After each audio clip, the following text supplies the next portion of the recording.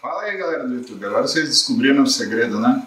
Eu fico balançando porque eu fico em cima da bicicleta. A bicicleta que vocês nunca viram, tá aqui. Bom, pra quem não me conhece, meu nome é Paulo Musi, sou médico, sou ortopedista, traumatologista e médico do esporte.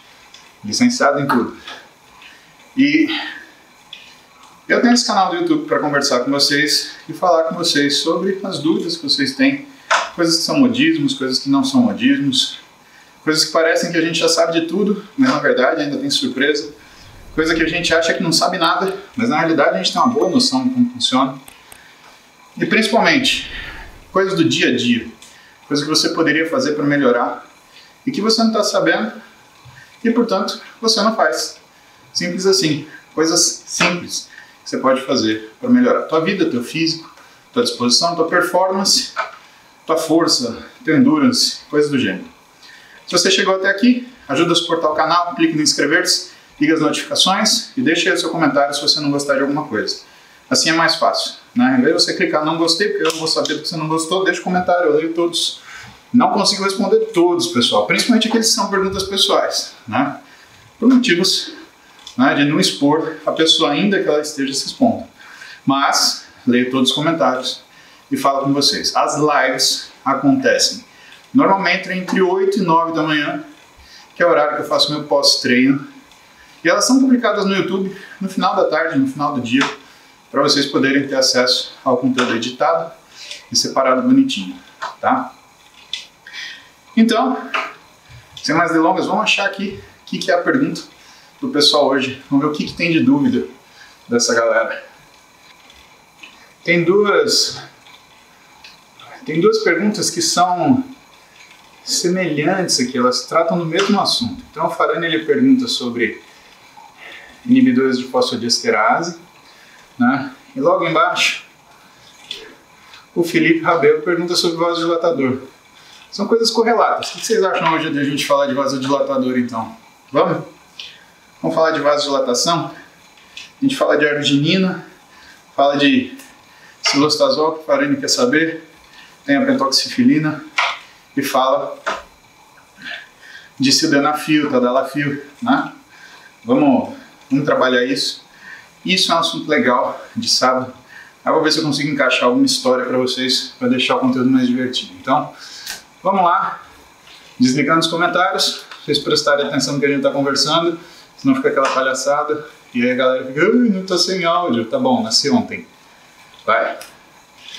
Farani pergunta, mestre, qual seria a aplicação na performance de inibidores de fosfodiesterase tipo 3? Exemplo, cilostazol. Então tá bom. Vamos começar com vasodilatador em geral.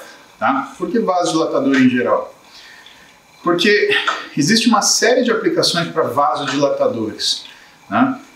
E existem substâncias ainda que fazem com que a ação do vasodilatador se prolongue.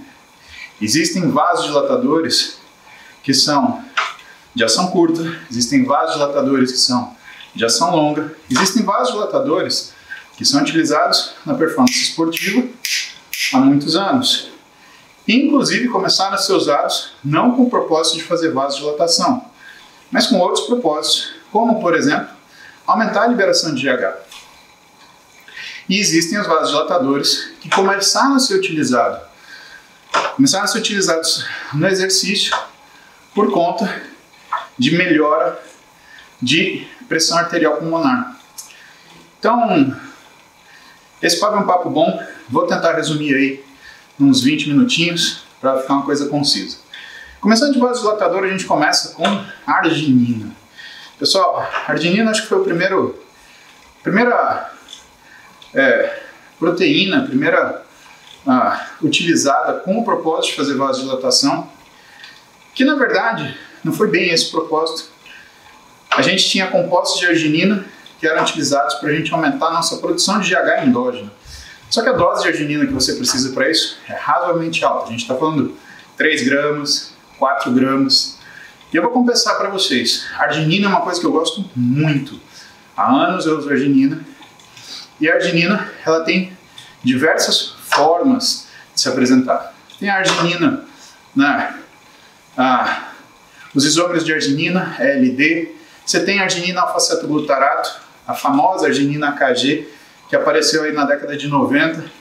Depois veio L-arginina nitrato, com o objetivo de uma potência vasodilatadora maior. E hoje a gente tem essas formas de arginina para utilizar com o objetivo de melhorar a nossa performance atlética. Sobre a ação vasodilatadora da arginina. Aparentemente, pessoal, o que a gente tem na literatura? Ela pode compor, né, um efeito positivo para a performance. Por quê? Porque uma das coisas que a arginina faz é aumentar a produção de nitróxido na parede dos vasos sanguíneos. Isso quer dizer o quê? Que existe uma vasodilatação e, portanto, existe uma melhora do fluxo sanguíneo. E por que a melhora do fluxo sanguíneo ela ajuda no desempenho físico? Por quê?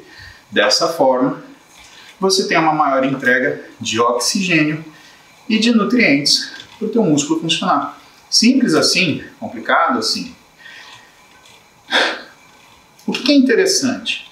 O interessante é que quando você usa recursos que têm algum tipo de efeito em relação ao efeito vasoativo, você diminui a resistência vascular periférica. Então você está fazendo uma coisa que é boa para a sua saúde e que, portanto, vai ser bom para o seu desempenho. Guardem uma coisa que eu vou falar para vocês. Não dá para dissociar saúde de desempenho. Tá? Pode lembrar, se você já teve uma dor de barriga e teve diarreia 2 dias seguidos, teu musculador veio. Se você teve um resfriado e ficou doente 2, 3 dias, você também. Tá? Isso porque músculo não gosta de inflamação. Seja essa inflamação de baixa monta sistêmica, seja essa inflamação de alta monta patológica por conta de um agressor, seja um vírus ou uma bactéria. Então, a pior coisa que tem para músculo é doença. E vocês têm que lembrar que síndrome metabólica é doença. Eu vejo que vocês perguntam muito sobre drogas. SARMs, esteroides. Quando você tem uma ação dessas drogas que seja contra a sua função normal do organismo e principalmente que piore a sua relação inflamatória e principalmente a reação inflamatória sistêmica, né, você está detonando com a sua capacidade de melhora. E isso acontece simplesmente porque uma das coisas que é responsável por essa inflamação de baixa monta são duas interleucinas, que é o TNF-alfa e a interleucina 6, que o músculo odeia. Né? O músculo só gosta de interleucina 6 quando ele produz, porque ele produz para sinalizar a melhora da recuperação muscular. Né? Lembra quais são os 5 sinais de inflamação que você tem que lembrar? Dor, rubor, calor, turgor, perda de função, que é o que acontece na academia. Eu treinei braço hoje. Então, eu ainda estou na fase do turgor um pouquinho. Dor eu já senti, calor eu estou sentindo. E perda de função é relativa. Né? Eu não conseguiria começar meu treino do zero hoje. Não seria possível. Então, essa perda de função, né, ela tem que ser entendida como uma coisa relativa. Né? Você sair, se você não aguentar tirar os braços levantar o cotovelo, levantar o ombro, meu amigo, eu acho que teu treino exagerou. Mas vamos voltar para a vasodilatação. Então você tem essa melhora do que é o recrutamento vascular periférico. Isso funciona para a tua saúde também. Isso também ajuda seu controle da pressão arterial. E veja, essa reação de liberação de nitróxido na parede do vaso, ela acontece de uma forma reflexa ao exercício. O exercício também faz isso. E por que ele faz isso? Para equilibrar um efeito catecolaminérgico. Toda vez que você treina, seu coração acelera. Eu estou aqui a 122 batimentos por minuto. Isso quer dizer o quê? Que eu estou respondendo fisiologicamente ao estímulo da bicicleta, pedalando e falando com vocês. Só que o estímulo catecolaminérgico, quando você produz adrenalina, e essa adrenalina ela faz o seu coração bater mais rápido, chama cronotropismo positivo, e bater mais forte, chama inotropismo positivo, ela também vai provocar vasoconstrição.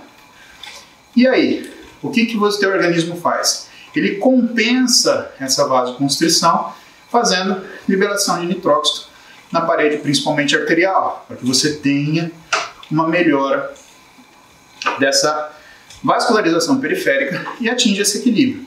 Percebam que tudo que acontece no seu corpo ele obedece um equilíbrio.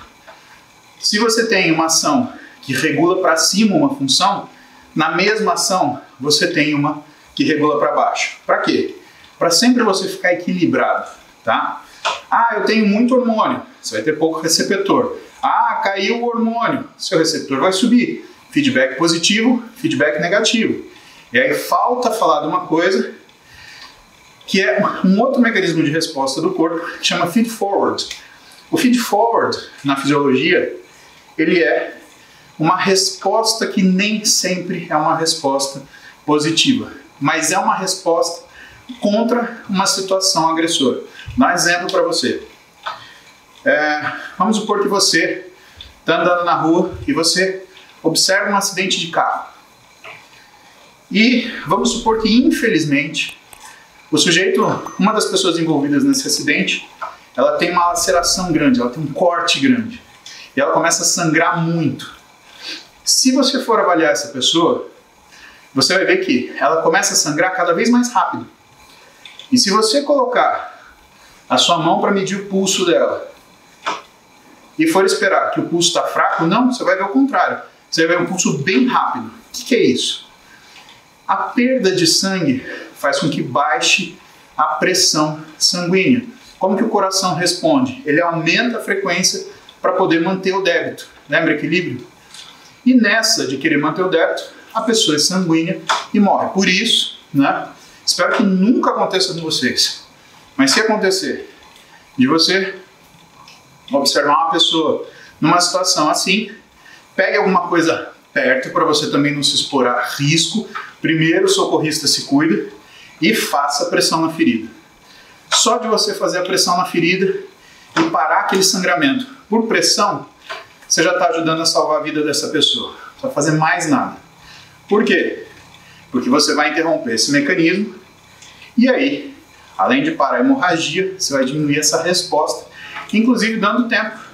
Dependendo da monta de sangramento, né? Vamos rezar para que se isso aconteça em um pouco volume de corpo, né?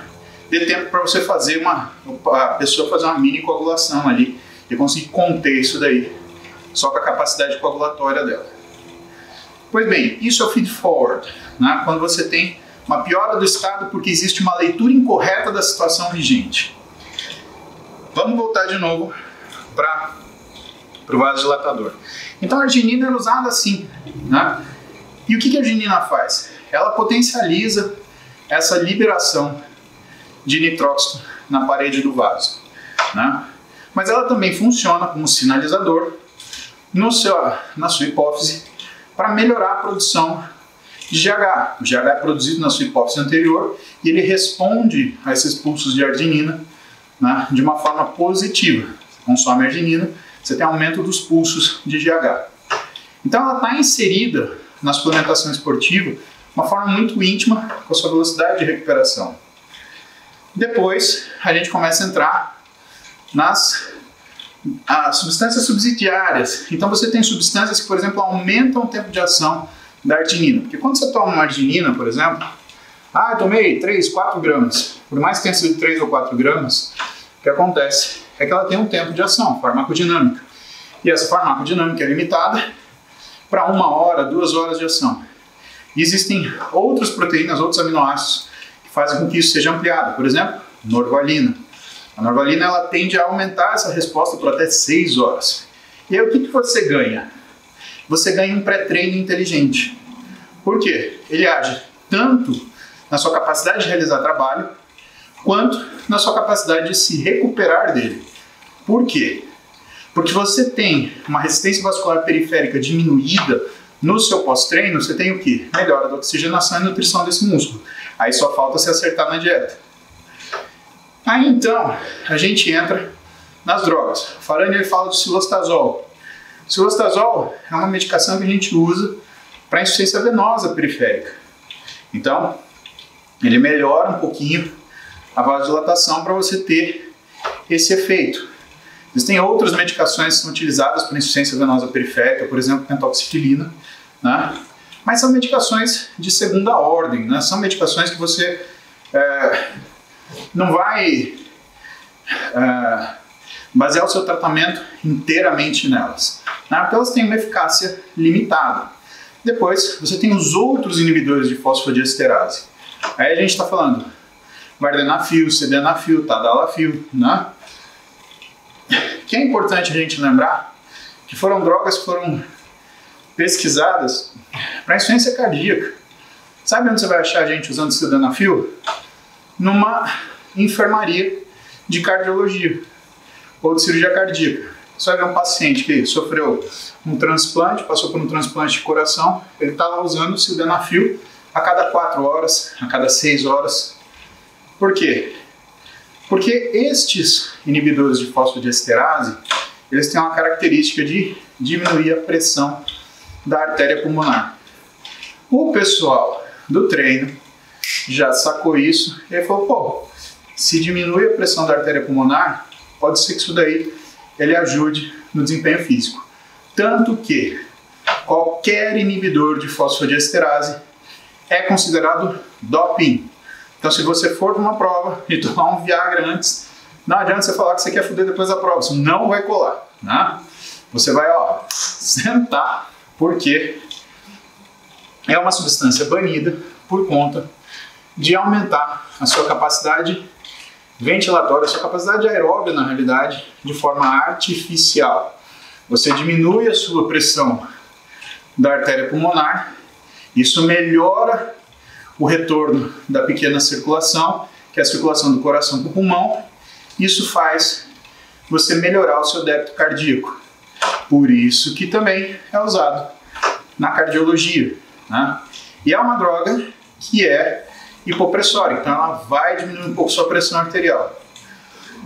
Mas não é por isso que você vai sair tomando sildenafil e tadalafila que nem um louco, né? Por quê? Porque tudo tem seu bom, tem seu ruim, tudo tem seu colateral, né? Tem gente, por exemplo, que tem verdadeira intolerância a inibidor de fosfodiesterase e chega no consultório e fala, porque principalmente quando a gente atende o paciente que está com disfunção erétil, que está mal, né? O uso de inibidores de fosfodiesterase, eles são até utilizados para melhorar a resposta mecânica, né? Por mais que a libido do homem esteja bagunçada, por mais que ele não esteja no melhor dele, quando você usa um inibidor de fosfodiesterase, né, a resposta mecânica, então, dele estar com a mulher e tocar e mexer, né? Ele acaba tendo uma resposta e aí a cabeça melhora, né? Como ele viu que está tendo uma resposta, ele consegue ter uma relação sexual satisfatória.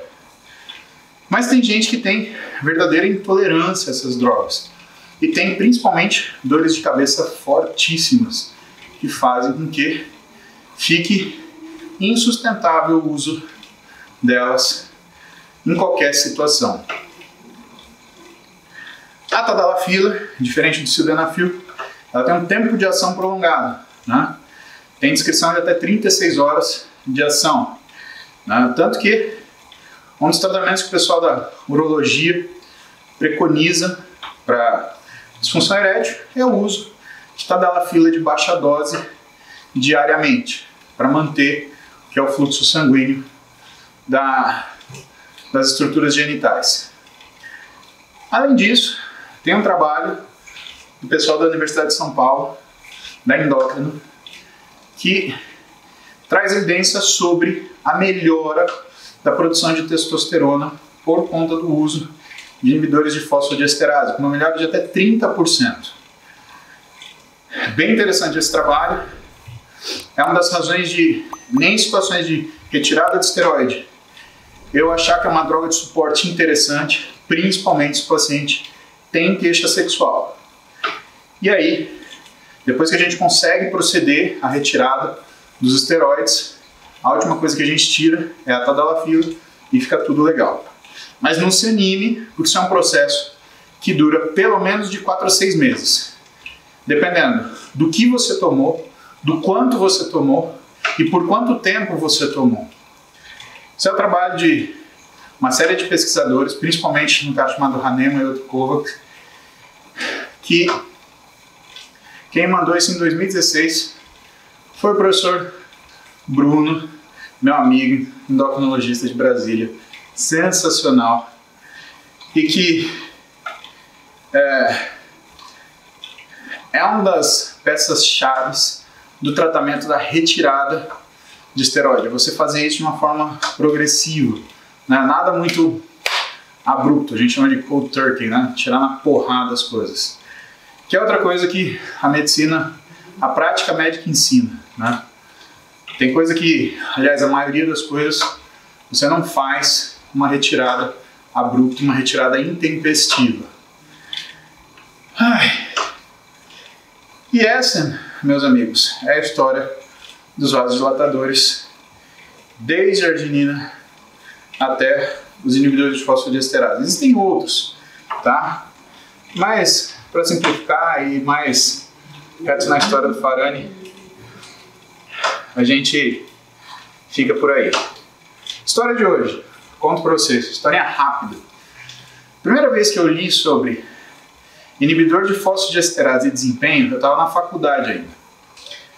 E aí, eu estava acho que no 4º ano. De qualquer forma, eu estava passando no ambulatório da URO, né?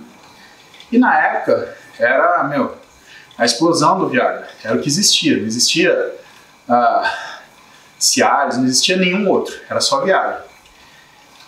E eu consegui, com muito esforço, com o pessoal propagandista que via participar das reuniões clínicas, fazer visitação para os médicos, um Viagrinha de amostra grátis.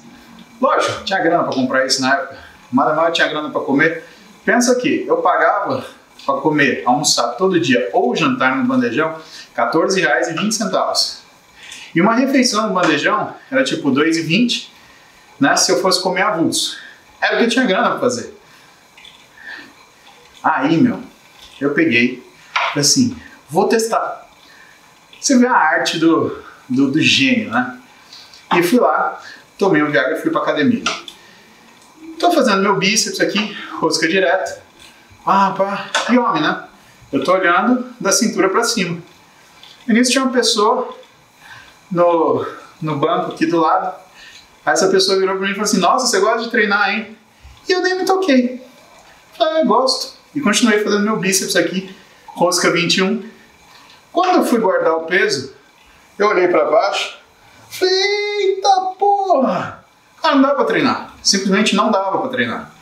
Né? Tava uma situação assim, pronto pra guerra, e que é extremamente inadequado pra academia. Né? O decoro era impossível de se manter o decoro. E foi esse jeito que querer testar as coisas que eu leio em artigo científico, né, demanda muito critério e muito juízo. Né? Eu morri de vergonha dessa pessoa. Eu acho que eu troquei de horário de treino pelo menos uns 3 meses assim, porque real, eu fiquei com vergonha. Cara, tá além do seu controle, né? E aí fica uma coisa artificial, uma coisa esquisita. Aí o que eu fiz depois? Aí eu sentei e fiquei em casa esperando o negócio, a gente voltar à normalidade, né? É muito aluno mesmo de medicina, né? Fica a lição, não testem tudo que vocês leem, tá? Vocês podem passar vergonha por conta disso, ou vocês podem passar apuro, então evitem os apuros, né? Tem coisa que é só engraçado, mas tem coisa que não tem graça nenhuma, tá? Pessoal, é isso. Deu meu cardiozinho pós-treino aqui, tá? Hoje é rapidinho, preciso comer, são 12h47, eu tô virado de fome, né? Ó, tô morrendo aqui. Ó, tô moído. Senão eu vou cair aqui. Puf. Tá bom? Bom, pessoal, é isso. O banho não tem calendário de hoje. Se você não gostou de alguma coisa, deixa nos comentários. Mas ajude a suportar o canal, clicando aí para você se inscrever e ligando as notificações. Quanto mais vocês interagem comigo, mais eu me importo em liberar conteúdo para vocês. Né? A nossa amizade digital, ela é uma recíproca, tá? E aí, a gente vai se falando diariamente, sempre com os conteúdos postados aqui a partir das lives que são feitas no Instagram, entre 8 e 9 da manhã, que é o horário do meu pós-treino. Combinado? Beijo pra vocês, fiquem bem, um ótimo dia, a gente se vê.